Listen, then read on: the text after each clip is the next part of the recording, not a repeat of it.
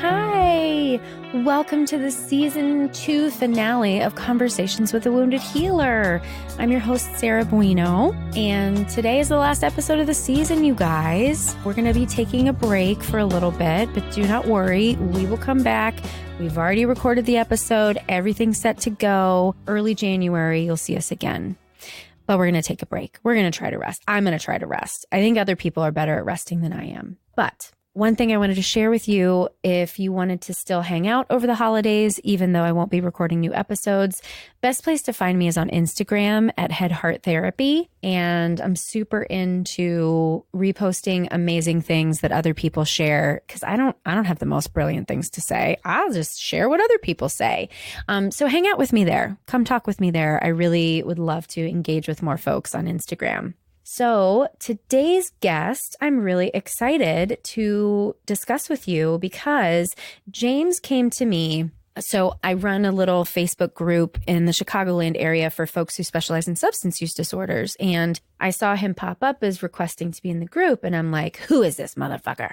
And I looked and he's friends with a mutual friend of mine and realized he doesn't live in Chicago, but he had this really cool project that he wanted to get out there. And so I was like, no, you can't join my group, but give me everything you have. I want to help you. I really want to further this mission. And so I really specifically wanted him to be the last episode because this is so important. This is very, very close to my heart. And obviously, you'll hear James' passion about it as well. So today's guest is James McDonald. And he originally hails from Seattle, but he's a Milwaukee transplant and current counseling psychology PhD student at Marquette University. He's an aspiring psychologist and a researcher passionate about whole person healing. So I know you're really going to dig this episode and be really inspired. And please, please, please, if you are someone who has gone through addiction yourself and meets these qualifications, reach out to James. He's an amazing person. And I think that this work is so, so crucial. So please enjoy my interview with James McDonald. Hello, James McDonald. Welcome to Conversations with a Wounded Healer. Hi, Sarah. Thank you so much. Thanks for having me. Yeah, I'm really excited to have this discussion. I've not talked to a researcher on here before. Oh, really? Okay. Yeah, you're number one, so no pressure. Yeah, really. And it's also strange to be referred to as a researcher. Is it? I feel like, yeah, a little bit. Oh. Just because in my mind, I'm still very much a student in the PhD land. So the idea of being a researcher feels far away still, even though there's some of that happening. So yeah, still getting used to that idea. Well, before we dig into all of it, why don't you tell folks, if you want to introduce yourself as a student, fine, you're a student / researcher, but introduce yourself to the listeners and tell them who you are and what you do. Absolutely. So yeah, my name's James McDonald. I am a PhD student at Marquette University studying counseling psychology. I'm actually getting close to wrapping up and finishing my degree, working on my dissertation at the moment. And originally from Seattle, grew up, spent most of my life over there, and then moved over to Milwaukee for graduate school in 2015. And it took me like a minute to figure out the city, but then fell in love pretty quickly and have enjoyed living here quite a bit. So there's a lot of richness in the city. So yeah, this is so embarrassing, but I really don't know the difference between Milwaukee and Madison. Totally fair. Is it fair? Okay, I'm not an idiot. I mean, I think so. Maybe there's people in Wisconsin that are cringing right now. Maybe. But, you know, sorry, me being guys. from, yeah, right. Me being from Seattle, they feel kind of similar. So I think there's like that similar kind of like more city, more urban, a little bit more of a liberal bent to both of those areas, you know, a lot more college kind of things happening. So I think of them being similar in that way. Yeah, cool. Yeah. And we, quote unquote, met online because we have a mutual friend, Stephanie Hood, who works in the addiction field in Chicago. And then you had asked to join our little Chicago substance use disorders group. And I was like, no, but I will help you. Because we're trying to keep that group just for like local resources and whatnot. Sure. And other people have done the same. And I'm like, sorry, I'm really trying to keep it local. But what you were doing was of such interest to me that I wanted to share it with people, you know, just in Chicago. And also I wanted to have you on the podcast to share. So would you mind telling people about your research? Yeah, I'd love to. And thank you for your help with that. So my study is on the experience of healing from opioid addiction. So my thinking is that there's a lot of stuff in the press about overdose. There's a lot of stuff in the press about, rates of use and all these types of things, but we don't really hear any narratives about people really getting better, which I think kind of contributes to the idea that people don't get better, that it's this killer thing, Right. and that's the only way that it can go, and it's just not the case at all. So I was really interested in hearing from people who've really gone through that recovery journey to a place where they really feel like they're healing, not just like physically, but like mind, body, spirit, whole person really healing. And I think, part of that perspective too is that people start using for a reason. It's Yes. not just because I wanted to, maybe that's part of it, but there's usually a lot of other stuff that are happening too. So just really curious about how that unfolds for people. So I've had some success thanks to you and a couple other Oh, folks, good, good. Stephanie Hood as well. So I've done a few interviews now with people. So it's a qualitative study. So it's usually about 60 to 90 minutes of an interview where, we sit down and talk, and I have like a few questions, but it's a lot of kind of the person guiding me about how their healing journey unfolded, what were the really important parts for them, how have they been changed, those kinds of things. And I think, long term, I'd love to kind of take some of the things that people have talked about and try to just make the services that we offer to people better. Ugh, yes. Yeah. So that, yeah, right? Because Yes. it's hard kind of coming from the other perspective where you're like, I think that this is what people need, or I think this is what might be helpful. But to actually hear from people themselves about what were the most important Yes. things, I think would just help us kind of narrow down and figure out what we need to give people. I have a feeling that you and I are going to have to do a project together at some point, because I have had all of these ideas for research studies swimming around in my head, and I have no interest in learning the research part. Okay. But the qualitative is absolutely the way that I would want to go. Okay, so I'm going to put a pin Very in that, cool. and you and I are just going to stay in contact. But you clearly are very passionate about this topic, and I find that in this sort of profession, there's usually a personal reason that we go into it. And so whatever you feel comfortable sharing about what led you to wanting to do this work. Yeah, it's a great question. I think I've actually had to do a lot of thinking about this lately too, because I wanted to be aware of where I was coming from and what perspective is kind of driving me. I think it started early on. I grew up going to 12-step meetings. My dad was in recovery for a long time. I always felt this sense of community and belonging in those places, and just like, really got to know people because, it was his home meeting. And so I'd see the same people every week, year after year, and, always got a hug from them and just kind of loved being part of the community. And he struggled with addiction quite a bit. So there was times when he would be back to using, and then, back to meetings and going back and forth with that. But for me, it always felt like kind of close to my heart. And so kind of going through elementary school and having like people be like, oh, drugs are bad, drugs are evil. People that do drugs are bad people just never felt right to me because I knew those people. So, as I got interested in doing therapy and I got interested in counseling, I kept seeing that pattern happening over and over. In the emergency rooms, the doctors are like, oh, blah, blah, blah is an addict, like just discharge them, even though it's like you can just hear the misery that they're in. And how unhelpful I think that attitude is of not understanding the humanity behind the experience. And so I think in some ways I feel called to speak about some of that humanity. I feel that. Like, it's electric. I feel it. That's great. Because I think at the same time, not being part of the community myself, there's sort of this like, I want to do what I can to really help move forward the way that we think about addiction. And at the same time, I want to check in with the people who are going through it and being like, am I being helpful the way that you need me to be helpful? Yeah. So I think there's some interesting tension with that. But I've been very reassured with this particular project, and partially from people like yourself and like other people who have been interested in participating, that it's not totally off the wall or inappropriate. I'm like, okay, good. I'm glad this is like a helpful question to ask. So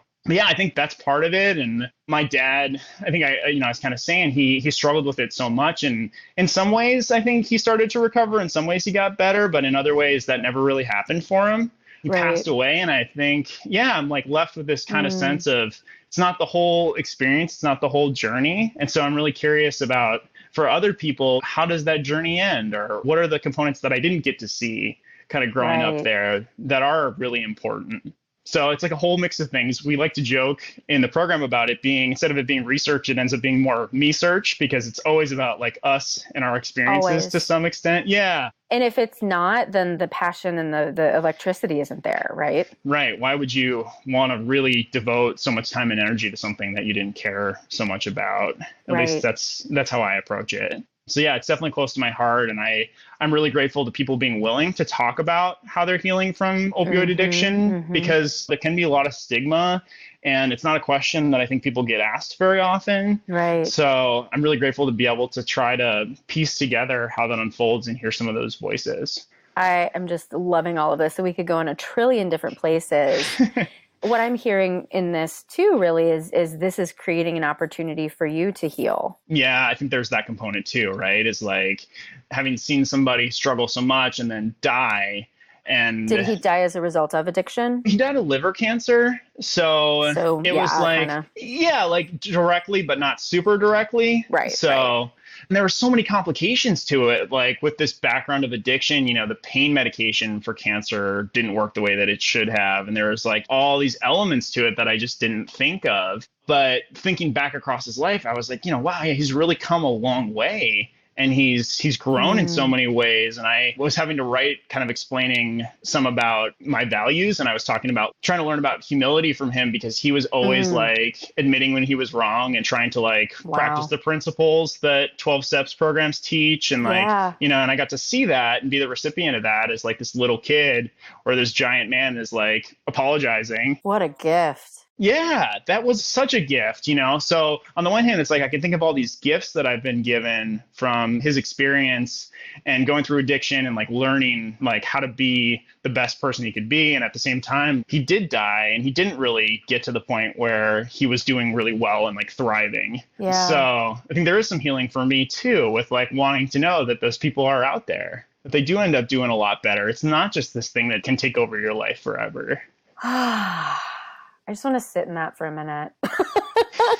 Yeah. I just knew. It's so funny how I just kind of get these like pings of like, you're supposed to talk to this person. The podcast has been such a great way to facilitate these amazing conversations, because this just inspires the fuck out of me. That's awesome. Yeah. I mean, it seems like it's resonating with you to some degree as well. There's a couple of things we could talk about. I guess one of the things that I think might be interesting for listeners, because the people who listen to this podcast, I have clients who listen to it. I have therapists who listen to it. There are aspiring therapists who listen to it. And then part of what I really like to unpack is my own relationship to, all of the themes. And thinking about, I don't think I actually have ever talked about on the show the feeling of imposter syndrome that comes from working in addiction when you yourself do not identify as an addict.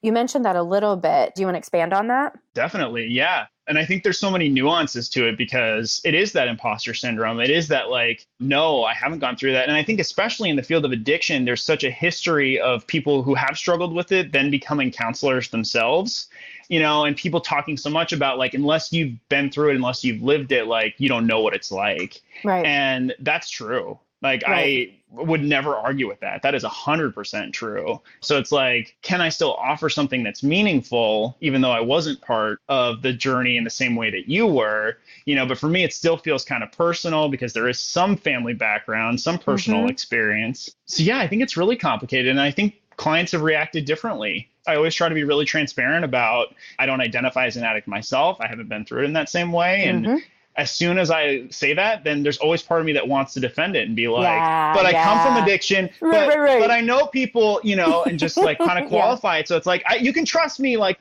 and of course, like that isn't going to be helpful. They have to make their own decision about that. But it's hard, I think, to just let that be for me. Yeah. And I've been in the field now for 10 years, and I really, really struggled with it at the beginning, much more than I do now. And my fear was always like, people were going to they were going to ask, and then they weren't going to take me seriously. Right. And I would need to defend my right to be there and support them. And what I found, I've actually never had a person tell me that they didn't feel I was qualified to help them. A lot of times they are. It's funny. One of the places where this happens most often is that I go into a detox every Monday, and I do a group on shame and trauma. Much needed. Yeah. It eventually comes out at some point that I don't identify as an addict myself, and they're always shocked. And I take that as a compliment, you know, and I try to let them know I don't know what it's like to have been through what you've been through. The things that I do relate to are doing things over and over despite negative consequences. That's just manifested not with drugs, but with other things for me. And then also, I think I really relate to the darkness that people with addiction struggle with. And I don't know exactly why or how, but when I hear somebody's addiction story, I feel that, like, on Grey's Anatomy, they were like the twisty, dark feeling, right? Like I've been there. I've wanted to kill myself, right? Like that I get. That black hole. Yeah. Right. Yeah. Do you relate to that too? Definitely. Yeah. And I think people have described it so eloquently, like that twisty feeling is a nice description, because, you know, there's always this sort of fear in people's voice when we talk about that dark place, because it's like, it can swallow me, or this fear of it being able to swallow me. And it's so easy for people to say, like, oh no, you know, you just need to let those feelings be and like feel them and do all these things that we're told to do. But what if it does swallow me, right? Like that's always the fear. And I relate to that. I feel like on the scale of like emotion regulation, my emotions, I'm like so fucking big. I think that's the other piece that I relate to with people in addiction is the emotions are just really big. And I was with my therapist on Thursday, literally fearing that I was going to be consumed by the anxiety that I'm experiencing lately. So that I get. Yeah, it just feels so real. Yeah. And at the same time, that's our humanity, like our capacity to feel things that much, you know, wow. But when you're in the depths of it, no, it does not feel like it could ever be a good thing. Right. Wow. It's funny. Like normally I can process at the same time the questions that I'm going to ask next, but I'm like just so in this with you. It's probably like, just so listeners know, I'm doing a different recording service and this is a video. And so now I'm watching you too. And I'm even like more in it and the questions are not coming right now. But okay, I remember the question. So, you know, in this research that you've decided to do, you could have chosen a ton of words to represent the person who maintains sobriety and gets sober and moves forward with their life, but you chose the word heal. And I'm really curious about that. Yeah, I'm really glad you asked that question, because I ended up actually having to write quite a bit in my dissertation proposal for my committee about the choice of the word healing, because, you know, it was chosen intentionally as opposed to abstinence or as opposed to recovery. Yep. And I think there's a few reasons, but to be most honest and most transparent, like that feels like the thing that I had the most energy and excitement about finding out. Like somehow healing felt like it was like broad and all encompassing and could mean like so many different things to different people. Like there was enough flexibility around the idea of what it means for you as a human being to heal. At the same time, like, you know what I mean. Right. Sort of like without planting too much of an idea about what exactly I'm looking for, like you have a sense maybe of what that means. And I think partially, you know, I was really inspired from working with clients and hearing people talk about healing unprompted. People would just bring up, you know, I'm still healing or I'm still working, you know, and I often found myself like wanting to ask a lot of questions about that. But, you know, that wasn't really the focus because we were doing residential treatment or, you know, it just like wasn't the moment to really unpack it. So I think that kind of gave me even more of a sense of like, okay, this is maybe something that needs to be explored because people are talking about it and I have energy around it and I'm curious about it. So I wonder if other people are curious about it and are going through that. From a research perspective, you know, I think the last 50 years of research is so focused on maintaining abstinence. Like that is the holy grail of outcome measures when it comes to addiction. And like, I get it, you know, like I don't want to say that that's not worthwhile. That's so worthwhile. Like it's amazing to be maintaining abstinence. If you've been in the throes of addiction and you're struggling so much, like just not using, I can't imagine how difficult that is and unimaginable it is for people. So I don't want to knock that at all. But at the same time, like, what's the point of not using unless you feel better? Right. Unless you love your life. Yeah. Right. Yeah. Right. Yeah. You know, it's not enough to just not be using. Like you have to be loving life too. And I think that that's so possible. So why aren't we talking about that? Why aren't we thinking about that? Well, why as a country are we not thinking about that for our own lives, regardless of addiction? Yeah. Like why isn't that the goal? Why isn't that something that we're thinking of as being achievable? I think too, I was inspired seeing this study that they did, and I wish I could do the citation off the top of my head, but it was like comparing well-being in the general population to people in recovery. And in general, found that people who are in recovery reported higher levels of well-being compared to the general population, which I thought was just really striking, because then it's like, okay, there's something about going through recovery or being somebody who's in recovery that allows you to feel better than other people who haven't done that. Right. And that's pretty inspiring, because we think of it as being something like, oh, you never want to go through that. What's such a burden? And certainly that's the case, but also like you seem to have gained something really meaningful and valuable from that experience too. Oh, my clients who have had longer term recovery now, because now I've been in private practice 6 years. And so some folks have like 6 years on, and they'll tell me they're grateful for their addiction. And I'm sure you heard a million times when you'd go to meetings, I'm a grateful recovering addict or grateful recovering alcoholic. And I talk about that in the detox too, because I said, who hears this phrase, I'm a grateful addict, and then inside their head goes, what the fuck are you talking about? And usually that's they raise their hand. And so then I just kind of share the experience that my clients have shared with me, that if they hadn't become addicted, they wouldn't have found their best selves. And I think when our lives get burnt to the ground, you have a choice of whether you succumb to that and whether you decide that your life is worth it and you're going to make changes. And I think the coolest thing about 12-step recovery is the community. And I really think that's what's lacking in general society. It's so hard to spend time with my fucking friends now because we're all so fucking busy. And this podcast actually is a great way for me to have amazing conversations that make my life better, because I know I'm not alone. And I share this so that other people know that they're not alone. Like lately, I've just been feeling this intense pressure to save everybody. It's this crazy thing. And this whole week, I've had so many random conversations that have shown up that are reminding me, you are not the only one doing this work. Talking to you today, you're doing this work. I went to my Al-Anon meeting yesterday, and like all of those folks are doing the work. Like we really are in this together, and it helps me. Like I started feeling that feeling again today, and then was just like, all right, I'm just going to turn it over because it's not mine. This is for the collective.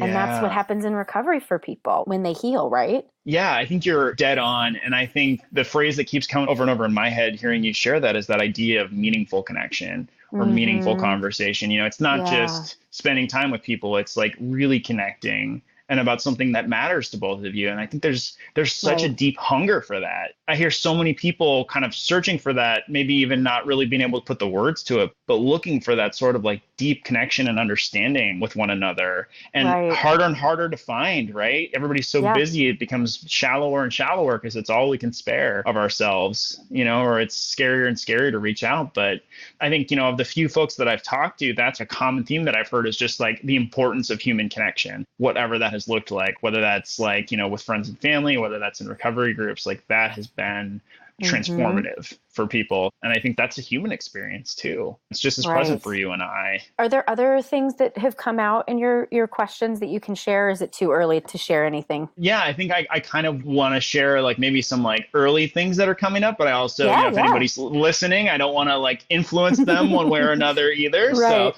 I'll try to walk the balance there. You use the phrase like burned to the ground when their lives have been burned to the ground. Talking about people who were early stages of recovery. And I was struck by that phrase because there was somebody that I talked to who was using the metaphor of like a forest fire in their life. People's trust in me, like that's burned, like, my reputation, that's burned, like all these things, and I was really struck by that word burned. And they were like, but that fire needed to happen to make way for new growth and new change. And like ended up using this whole like ecological model, which I thought was just like beautiful way to describe. So amazing. As this person that I wouldn't have necessarily expected it to go there, and they just pull out this whole like fully formed, here's the structure of my inner reality compared to a forest. And you're like, wow.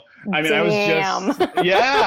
was overwhelmed by that. And it made so much sense to me because it's the new growth that needs to happen. There's an appreciation for them that what they were doing before wasn't really working, and that some things needed to burn to make way for new growth. Right. And I don't think we think of addiction as being like fuel for new growth. Like that's such a different way to think about it than what I've heard people talk about. I love that idea because we don't just do things without a purpose. Right. There's a reason that we do what we do. And if we don't appreciate and respect the reasons that we do things, then we miss potentially like opportunities to understand ourselves better or to be more aligned with our lives and our values and, whatever else is the meaning. So I think it was just a really powerful example. And to hear that from you as well just tells me, like there's something to that. There's something to that imagery. Maybe that's the title of the book or something about the forest, Yeah, like you write your dissertation and then turn it into an excellent like book. Right. I've never really thought too much about writing a book before, but I've been really excited about the possibility of doing something like that, just because I'd love to make it accessible in a way to folks. Part of what I had to do for the dissertation to explain like why or sort of defend like what's the purpose of this, like who cares question, was to say like who this would be helpful for. And I started with like, it'll be helpful for like addiction professionals and like other people to understand. But I was like, but actually, no, it's probably, like maybe it's helpful for everyone. The people who are living through it, their friends and family, or just like human beings in general, just to hear about a healing journey, in one way or another. And then, of course, that got me on to like, oh my gosh, need to do a book. I want to do another like 45 studies with like different aspects and communities and people that are involved in healing, what that looks like for them. And, it was like 5 lifetimes worth of work that kind of came up in front of me, which made me so excited because it's like, well, maybe other people would want to be involved in this too, and we can do this together. Because healing isn't an idea that I came up with. Like, I'm raising my hand.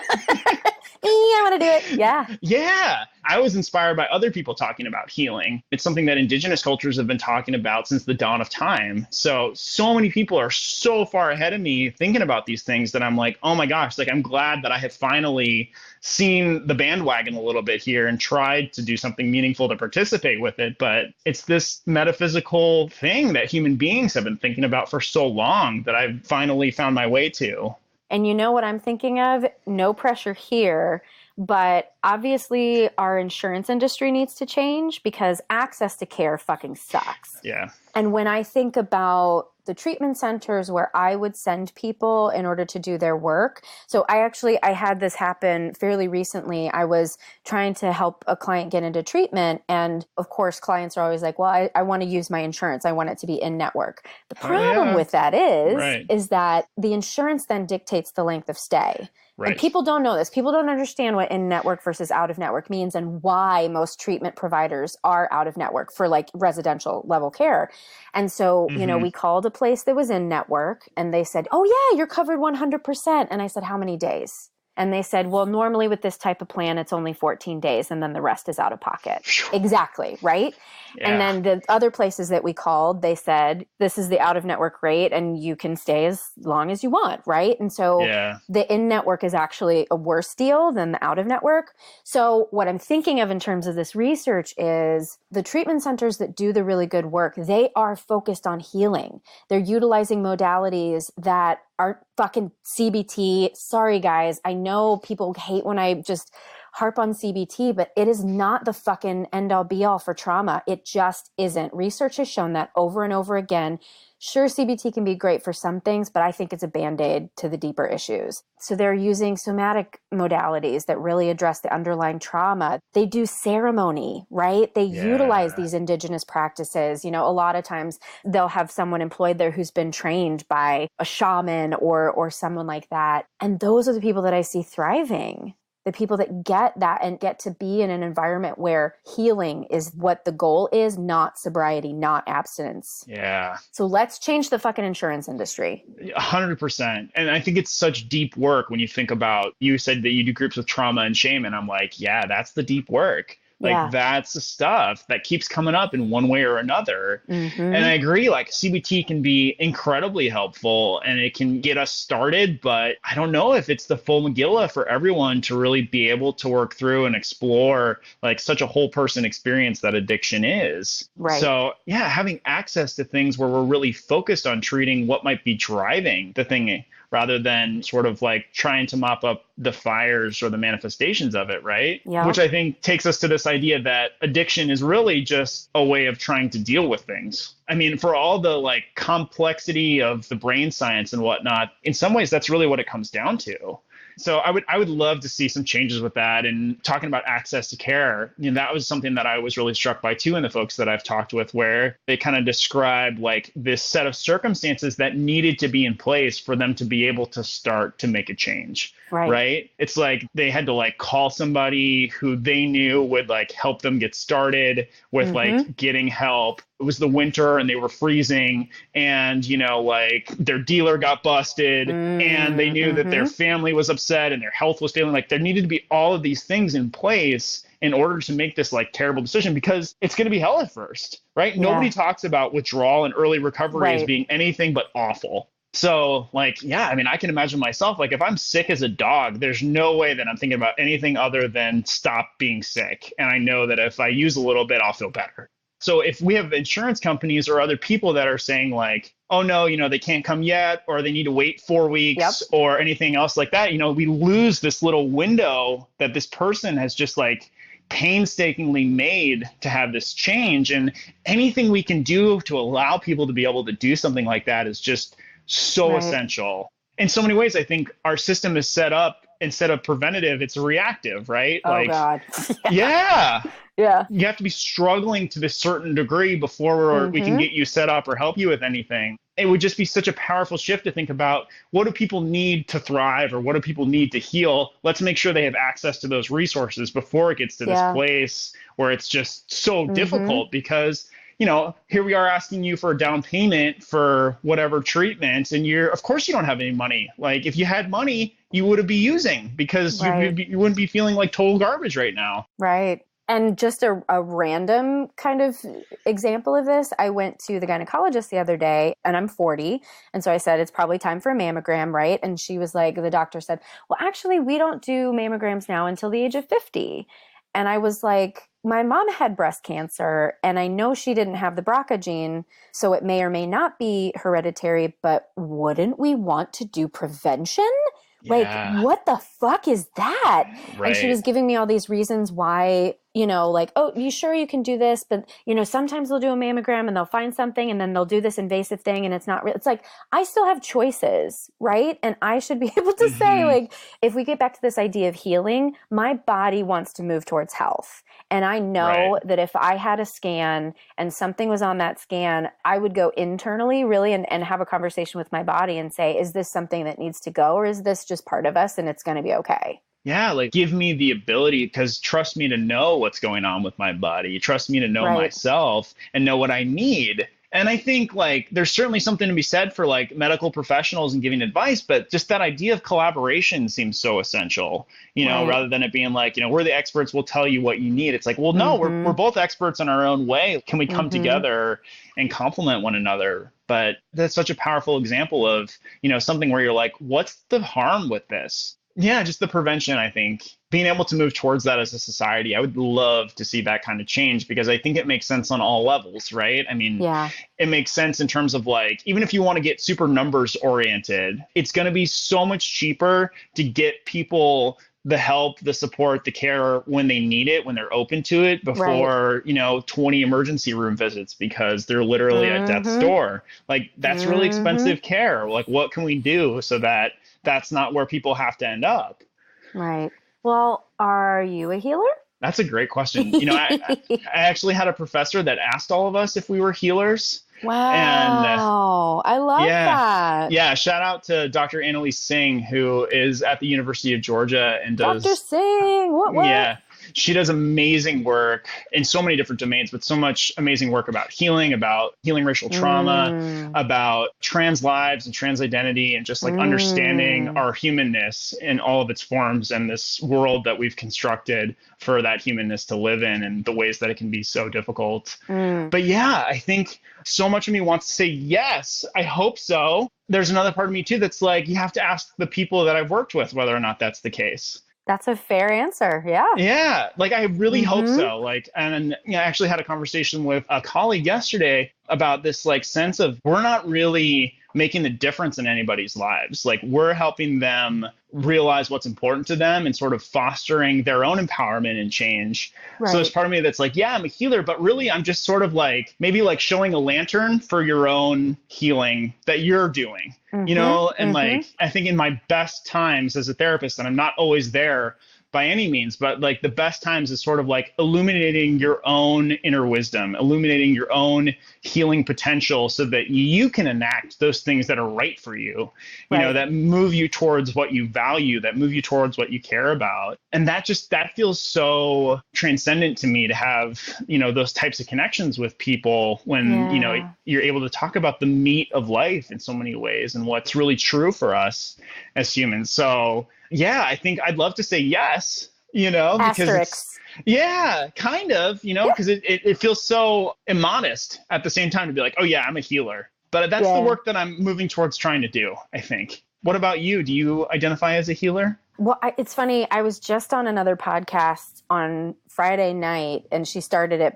she's like, I'm going to turn your question back on you, bitch. And I said yes. Because, I mean, I truly think that we all have the capacity to be healers. Yeah. And I just happen to be in a job where I get to do it for a living. And just like you, I feel like I can call myself a healer as long as the person in front of me knows that this is their part and this is my part, right? And if they try to give me credit for their part, I'm not taking that because that's also then responsibility that's put on me. Right. And clearly I put enough fucking responsibility on myself that I don't need any more of that shit, right? And I find like I've got a couple clients who are struggling in crisis right now and I feel a lot of their like, oh, thank God I found you. You know, you're the one who's going to save me. And I keep saying, no, it's you doing the work. I am just asking you the right questions. I'm just creating this space. You are the one who's showing up for this. And I do think that that's what a healer does. Yeah, I agree. And I think that reaction when it's like, no, that's you, that's not me, is also like, don't sell yourself short. Don't not recognize all of who you are and all that you have to offer, which I think in the moment feels so scary when somebody says that. Like, no, you're amazing. You're incredible. Like, I admire you. And people are like, oh my God, like, I can't go there. I don't see myself that way at all. But I would never want to take ownership or take credit for something that's you and your truth, because I see so clearly that it's you that's showing up here. It's you that's carrying this story. And, you know, same way with that you're kind of alluding to, like, I take so much responsibility. That has been such a struggle for me in my life of like, you know, taking responsibility for other people's feelings and like. Adult child of an addict, anyone? Oh, indeed. Right. Yeah. Think about those ACOA traits. You're like, oh, yep, that's me. And that's me. Yeah. Definitely struggled with codependency in one form or another. And I think recognizing that part of allowing people to take credit for their own healing journey is knowing that like me trying to carry their burdens or take on their pain or their story doesn't help either of us. Right. Like, in a way, it kind of invalidates or devalues what they're going through. Yes. You know, and it wasn't until somebody told me that I was like, oh. Fuck. Yeah. Exactly. Oh, fuck. Yeah. I have to let people live with that. Yeah. When I think about, like, if a client tells me, like, oh, you're so amazing, you've done all these things, I really feel like I want to give it back to them because the work is what's happening in the room. It's not about me. Yeah. Outside of the therapy room, I struggle to take that feedback in, and that's the time where I should take it in. And so I think it can be a practice then of helping a client learn what it's like to receive. And then every time that happens with me, I tell myself like, okay, bitch, listen to what you're saying, because you're going to turn around and, you know, try to push something away that somebody gives you. And you have to be able to receive at some point. And it's so hard for, especially those of us who have family members with addiction. We learned that it was our job to make sure everybody else was okay. That's our value, right? We don't have our own value independent of them. And I agree, like realizing that I have to model and practice what I'm preaching, because when it's you, it's like so clear for me to be able to say, oh, no, you're great. Let me tell you all the ways that you're great. But when somebody does that to me, I'm like, oh, I have to accept this and I have to sit with it. And that can be really uncomfortable. It's so vulnerable, I think. And at the same time, it's such a great window into what I'm asking other people to do. right? Right. So this begs the question, how do you feel about the term wounded healer? Yeah. For whatever reason, I feel like I'm much more willing to take on wounded healer than I am healer. Like wounded Mm-hmm. healer, I'm like, yes, that feels right to me because I know I'm still healing myself. And I actually, with a friend of mine, wrote a paper about losing a family member in graduate school because my dad passed away right when I was in the middle of my master's degree a couple Mm, years ago, and just like kind of how that has shaped my own development as a therapist. But I did a lot of like reading about what people had said about being a wounded healer, and I was like, yeah, this mm-hmm. this is so real. And so it was kind of crazy to see that that's what you had named your podcast, because I was like, this has been such a theme in my life the last couple of years, one way or another, is this idea of wounding, this idea of healing, those things coming together. And, at the same time, thinking about some of the interviews that I've done with folks and people talking about how doing service work and taking on sponsees has been Mm-hmm. the times that have really catalyzed their own growth. Because now it's like, I have to be living these principles for you. I have Right. to be giving you this example. And that's very much been the case for me with doing therapy, where it's like, oh no, like I have to accept my guilt and my other emotions that I'm ashamed of and my Mm-hmm. tendency to take on too much responsibility, the same way that I have to accept the kindness and the compassion and the other things that are true of me also that are sometimes harder to own, especially when you're sort of an adult children, when you have that Mm-hmm. tendency to just push everything off and not own it. But it's been very transformative, I think, for me to recognize like, no, that is part of who I am. And I'm going to start to see myself as compassionate, both towards myself and other people, because actually that's the truth. That feels right to me, scary as it is to admit something like that. Because what if somebody takes it Mm-hmm. away, right? I mean, that's always the fear for me. Like somebody's going to be like, no, you're not. Like, that's not who you are. And it's like, oh no, I've been wrong. I've been an imposter this whole time. Right, Mm-hmm. exactly. But I've realized slowly more and more that one person reacting that way isn't going to take away something that I know to be true inside. I love that. Hard as it is to say, right? Mm-hmm. That's going to be the quote I pull. So I could talk to you forever. So I might ask you to be best friends. Sounds good. And Yeah. do you ever do Marco Polo? My partner does Marco Polo with her family, so I feel like she could teach me really well how to do it. So Because I feel like we could have some great Marco Polo convos and come up with how you and I together, just as a duo, are going to fix everything. And that's yeah, not going to be at all acting out of our woundedness. right. Or like appropriately acting out of woundedness, Right. right? Yeah. Right. Yeah. So, first of all, who are you looking for this study? Yeah, How can they sure. find that information? Yeah, so I'm looking for folks in the Milwaukee or Chicago area for now. Certainly be interested in talking to more folks in the future when things open up, but I had to start kind of small, who have 3 years or more of continuous abstinence from opioids. In that 3 years, you can be on medication-assisted treatment, Mm-hmm. Suboxone, methadone. That's totally fine. You can still be doing that, but you can't be actively using other substances. Like you can't actively be Mm-hmm. using opioids. And then be able to describe like a personal journey of whole person healing. Like, how have you Mm-hmm. meaningfully gotten better from opioid addiction? Like, what have been Mm-hmm. the things that have happened? At least 25 years old and willing to give a 60 to 90-minute interview. It can be Skype, it can be in person, kind of, whatever's most facilitative and easiest for people. And a $20 gift card for anybody that's willing to participate, because I know it's a big investment of people's Mm-hmm. time and story and energy. And the best way to get in touch with me is email or phone. My email is james.mcdonald, McDonald, just like the restaurant, as my dad used to say.